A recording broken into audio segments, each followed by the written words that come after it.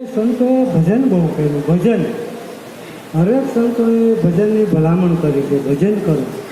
ભવાની દાસે કીધું કે તમે ભજન હવાયા કરજો અને તમે ભજન હવાયા કરજો. આવો રૂડો અવસર નહીં આવે, તમે ભજન હવાયા કરજો. એટલે જે કાંઈ ભજન જે છે પોતાનું નિજ નામનું ભજન સદગુરુએ જે સમજાવ્યું છે આપણને, પોતાનું નિજ નામ. શ્વાસ બિન કરો સમરણી જપો જંપાના જાપ, પરમ તત્વ મેં ધ્યાન ધરો તો સોહમ આપો. સોહમ કરો આ પવનને બાંધો મેર સુમેર, બ્રહ્મગાંઠ નિર્ભય ધરો તો દિશ દિશ માલા છે. માલા હે નિજ સ્વરૂપ કી. જો શું કીધું? માલા હે નિજ સ્વરૂપ કી, ફેરેંગા કોઈ દાસ, પછી એને જન્મ મરણ કદી ન આવે, કટે કરમ કો ફાસ. એટલે જે મહાપુરુષોએ જે ભજન કર્યું છે, જેને એ પરમ પદને પામી ગયા છે, એને જન્મ મરણનો ફેરો મટાડી દીધો છે. આમાં શું હાનો હડકો છે બીજો કાંઈ? આ શ્વાસ હાલે છે 4 ને 4 8 12 આંગળ, 12થી પાછો અહીંથી નાભીથી પાછું બહાર નીકળે છે. જેમ સૂતા હોય ત્યારે ધીમે ધીમે ભજનમાં 8 આંગળીએ, પછી 4 આંગળ જ રહીએ. કેટલો રહીએ? 4 આંગળ. પણ ભજન જેનાથી થાય ને એ ભજન કરો. સદગુરુના શરણે ગયે, એના શરણમાં લીધે ઉપદેશ લીધે, કાંઈ ઉપદેશ લીધા પછીની જ આ રમત છે. જો તમે ભજન ન કરો તો સદગુરુના શરણે ગયા એ હાવ નકામ. એટલે હરેક સંતો મહાપુરુષો આપણા આ ધર્મની અંદર અનેક સંતો 18 વર્ષની અંદર પરમ પદને પામી ગયા છે. 18 વર્ષની અંદર સંતો થઈ ગયા છે. આજે આપણે દાસી જીવણ ખીમ સાહેબને અને રવિ સાહેબને બેને ઉપદેશ તો ગુરુ મહારાજે બ્રાહ્મણ સાહેબે કર્યો હતો, પણ એને ભૂલ ખીમ સાહેબને ફેર થયો અને રવિ સાહેબને તણખો પડ્યો અને આ ગળ હરગું આખું ગાય. તો રવિ સાહેબને ખીમ સાહેબને કાને અવાજ થયો કે રવિને ભગવાન મળ્યા છે એમ. તો ખીમ સાહેબે રવિ સાહેબને પૂછ્યું કે રવિ તને ભગવાન મળ્યા છે? તો કે હા, મને કે આમાં કાંઈ દઈ છૂટતી નથી. એટલે એને કીધું કે આનું શું કરવું? એટલે રવિ સાહેબે કીધું કે શ્વાસે શ્વાસે સમરણ કીજો, ઓહનિસ લીજો નામાં, નુરત સુરત સે નિરખો તો આ ઘટો ઘટ્યા સમરામાં. એટલે કે શ્વાસ એ કંઈ શ્વાસો ખાલી ન જાઓ છો. હવે એ ખીમ સાહેબને ફેર થયો એમાં જીવણ ભગત બોલ્યા, ચોથી પેઢી. રવિ સાહેબના ખીમ સાહેબના ત્રિકમ સાહેબના ભીમ સાહેબ અને ભીમ સાહેબના જીવણ સાહેબ.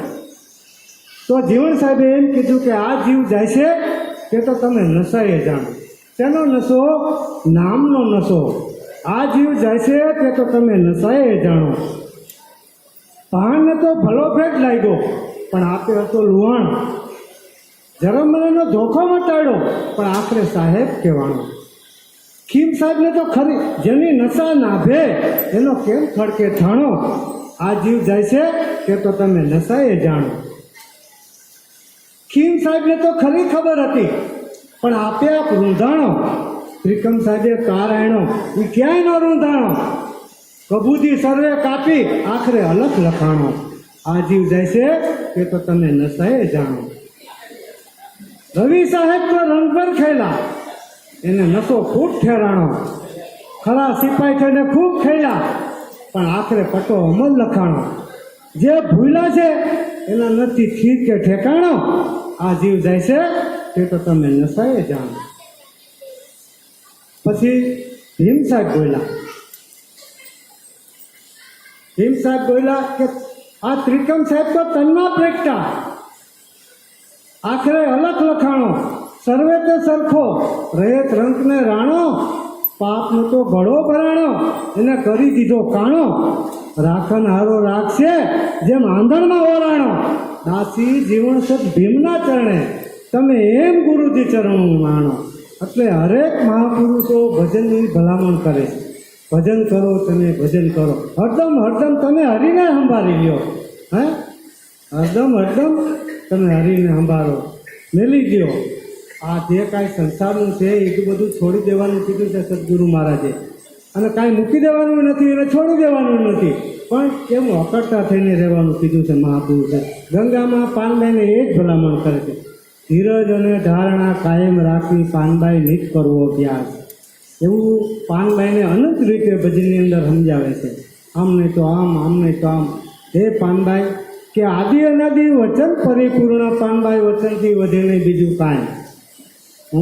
કાળ અને કર્મ એને આવે નહીં, એને કરવું હોય એમ થાય. પગલું ભરે ને વચનને સંભાળે અને થઈ બેઠા હરિના દાસ. એક દી જનક રાજા વચન ભૂલી ગયા હતા પાનબાઈ, અને પેગડે દીધો પગ. 1 વર્ષ સુધી અભ્યાસ આયરો ત્યારે વચન ઉપર આવ્યો વિશ્વાસ. એમ તું જનક જેવા જનક ભૂલી ગયા હતા, એમ તું ભૂલી નહીં જાતી. એવું પાનબાઈને ભલામણ કરે છે ગંગામાં. વચન કયો કે પછી નામ કયો, જે કયો તે. એટલે આપણે 18 વર્ષમાં મહાપુરુષો મુસલમાન મોમેન્ટિંગ આપણા ધર્મની અંદર થઈ ગયા. નાઝીર થઈ ગયા, પછી મનસૂર થઈ ગયા, મામદ થઈ ગયા, સત્તાર થઈ ગયા, સુમરો હોથી થઈ ગયો. આપણા ધર્મ તો કોઈ છે જ નહીં. જો કે આમ તો માની તો સનાતન ધર્મ એટલે સર્વમાં વ્યાપી રહ્યો છે. એ સનાતન ધર્મ સર્વમાં વ્યાપી રહ્યો છે. કોઈ વરણ 18 વરણ એક જ પ્યાલે. આવો ધૂન ધણીને ધાયરો, આવો જાહેર પડતો ભાયરો. હે પરબના પીર બાદશાહ, મેં તો આવો ધૂન ધણી ધાયરો. કે ધોરાજીમાં ધૂન મસાવીને બહુ દેખાડ્યો ડારો. આ 18 વરણ એક જ પ્યાલા, આવો નુરીજન નજરે પાડ્યો. હે પરબના પીર બાદશાહ, મેં તો આવો ધૂન ધણી ધાયરો. એટલે આવું ગંગેવદાસી એવું બોલ્યા. એટલે જે સંતોને જેવું જેવું દ્રષ્ટિમાં આવ્યું છે ને ભાઈ, એવું મહાપુરુષોએ બોલ્યા છે. કોઈ બોરલો કીધો, કોઈ ચરખો કીધો, કોઈ પ્યાલો કીધો, કોઈ ચાદર કીધી.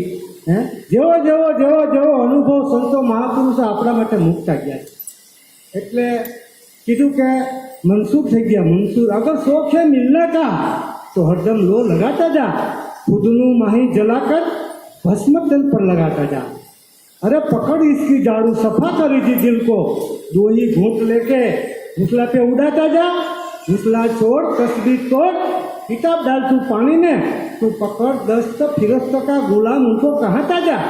अगर शौक है मिलने का तो हरदम लो लगाता जा. પછી શું કહે છે? ન મર ભૂખા, ન રખ રોજા, ન જા મસીદા, ન કર સજીદા, વજુ કા કુંજા તોડ દે, शराब तो तू पीता जा.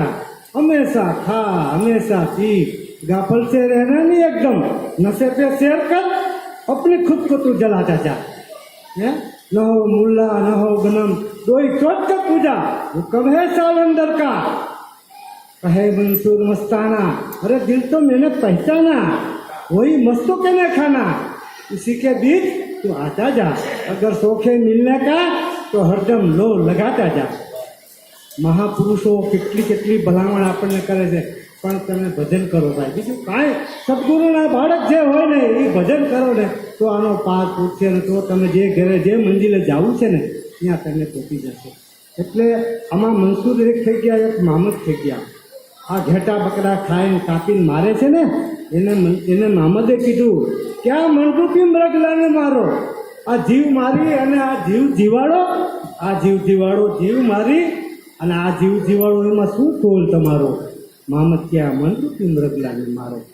એક મૃગલી અને એક મૃગલો આ ચિત્રણ નારો, મૃગલી થઈ મૃગલાની હારે તો વાતુમાંથી વધારો, પણ આ મનરૂપી મૃગલાને મારો.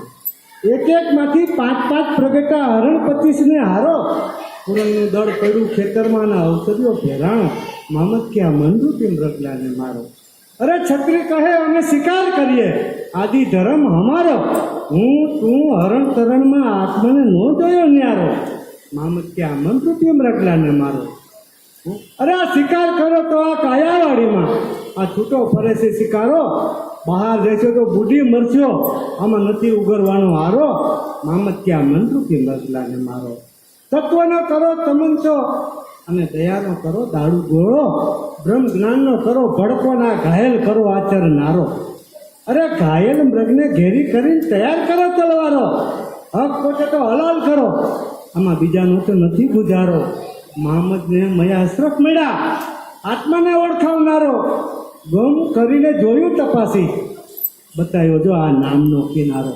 જે સદગુરુએ બતાવ્યું છે ને બધાને નામ, નિજ નામ, પોતાનું નામની ઓળખાણ કરાવી છે, એ મહમ્મદને અક્ષર મળ્યા, મહમ્મદને મળ્યા ને એ નામનો કિનારો બતાવ્યો. એટલે હરેક મહાપુરુષોએ આ નામનો કિનારો બતાવ્યો છે. એટલે હરેક પુરુષે મહાપુરુષે કીધું કે ભજન કરો. ભજન વિના કાંઈ છે જ નહીં. જે ભજનની પોતાનું જ ભજન છે એવું સદગુરુએ આપણને ઓળખાણ આપી. બરાબર. એટલે મને એ બધા કે બોલો ને મેં કીધું હું કહ્યું કે જાહેરમાં બોલતો નથી પણ બોલું.